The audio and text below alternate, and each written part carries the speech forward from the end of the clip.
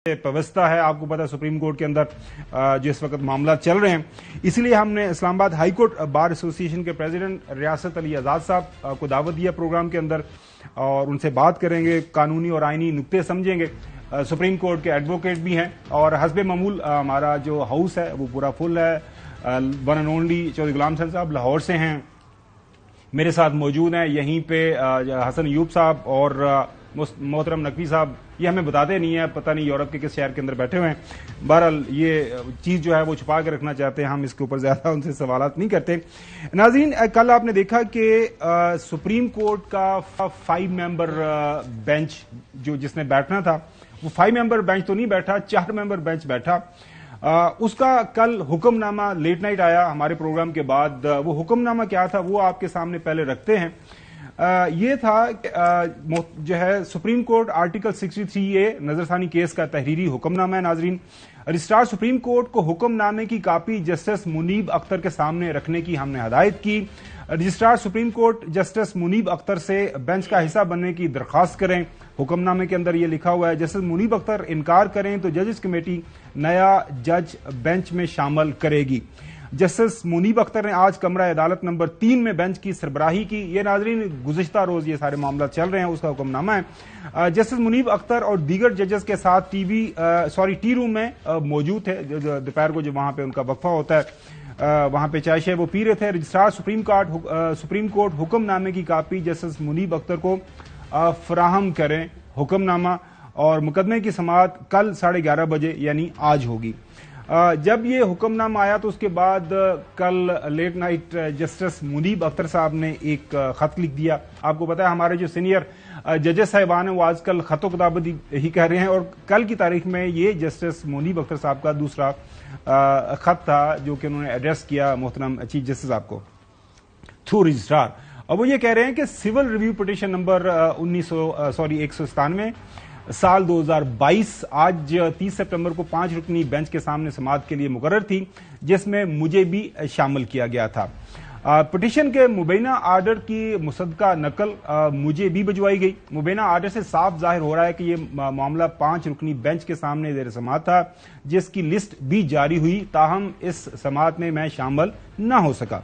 मालूम हुआ कि 4 फाजिल जजेस साहिबान यानी चीफ जस्टिस साहब खुद, जस्टिस अमीनुद्दीन खान साहब, जस्टिस जमाल खान मंदोखेल साहब और जस्टिस मजर आलम मियां खेल कोर्ट में बैठे और पिटीशन की उन्होंने समाअत की। मैं ये समझने से बिल्कुल कासिर हूं कि किस तरह 5 रुकनी बेंच को 4 रुकनी बेंच में बदल दिया गया, हालांकि मुबीना आर्डर के आखिर में 5 दस्तखत की जगह मौजूद है। जहां मेरे दस्तखत होने थे वो जगह खाली है, जिससे इस अमर की मजीद तस्दीक होती है कि पिटीशन में 5 रुकनी बेंच के सामने जेर समाअत थी। लिहाजा बादी नजर में बड़े ही अफसोस के साथ इस नतीजे पर पहुंचा हूं कि आपने जो मुबैना आर्डर मुझे इरसाल किया है वो कानूनी लिहाज से बल्कि किसी तौर पर भी जुडिशियल ऑर्डर नहीं कहलाया जा सकता। एक ऐसे केस में जो 5 रुकनी बेंच के सामने लिस्टेड था, इसके लिए ना तो 4 जजेस बेंच में बैठ सकते थे और ना ही समाअत कर सकते थे। ये बहुत नाहम सवाल उठाया। बादी नजर में ऐसा मालूम होता है कि तमाम अदालती नज़ायर, रवायात, मरवजा कवानीन, ज़ाब्तों को बाला ताक रख दिया गया है। बिसाद इहतराम ये मेरे लिए कतन काबिल कबूल नहीं है। मैं तमाम 4 जजेस का बेहद एहतराम करता हूं जिन्होंने अदालत लगाई और समाज की ताहम जो कुछ हुआ इस पर मैं अफसोस मगर एहतराम के साथ अपना एहतजाज रिकॉर्ड कराता हूं। लिहाजा मुबैना आर्डर, वो आर्डर को मुबैना कह रहे हैं, बादी नजर में कानूनी लिहाज से कोई ऑर्डर ही नहीं है। इसके पैरा नंबर 4 में जो डायरेक्शन दी गई है वो बिल्कुल गैर मुअस्सर है। नाज़रीन, आज जो है इसके ऊपर फिर समाअत होती है। वो जो 4 मेंबर बेंच था आज उसको 5 मेंबर का बेंच बना दिया गया। ऑब्जर्वेशन जो क्या सामने रिमार्क्स हमारे सामने आए जहां मोहतरम जस्टिस काजी फाइज़ साहब के जो इस बेंच को हेड कर रहे हैं, वो कह रहे हैं कि कल जस्टिस मुनीब अख्तर को कल खत लिखा, उन्होंने अपनी पोजीशन बरकरार रखी है। मैंने जस्टिस मंसूर अली शाह को कमेटी में बुलाया, वो नहीं आए। काजी फाइज ईसा साहब ये फरमा रहे हैं इनके सेक्रेटरी से राब्ता किया तो उनके स्टाफ ने उनसे राब्ता करके बताया कि वो शामिल नहीं होंगे। जस्टिस मंसूर अली शाह कमेटी और बेंच दोनों में शमूलियत से उन्होंने इनकार किया है। इसके बाद हमारे पास कोई और ऑप्शन नहीं बचा था। चीफ जस्टिस काजी फाइज साहब دوسرے بینچز کو ڈسٹرب نہ کرتے ہوئے جسٹس نعیم افغان کو شامل کیا ہے۔ صدارتی ریفرنس پر رائے اور 184(3) دو الگ الگ دائرہ اختیار ہیں جسٹس قاضی فائز صاحب، اور باقی انہوں نے آگے اس کے اوپر آرگومنٹ پیش کیا ہے۔ سب سے پہلے اعزاز صاحب بہت شکریہ، آپ نے وقت دیا۔ سر، یہ بہت ہی ایک انپریسیڈنٹڈ کہہ لیں، ایک یونیک قسم کا ماحول بنا ہوا ہے۔ ماضی میں ویسے ہم نے دیکھا ہوا، آپ کو یاد ہوگا جسٹس سجاد علی شاہ صاحب کا جو وہ معاملہ ہوا تھا، چلیں وہ تو کافی پرانی ہوگی بات۔ حسن تو میرے خیال میں اس time must be in as 98 something اس وقت کی بات ہے یہ۔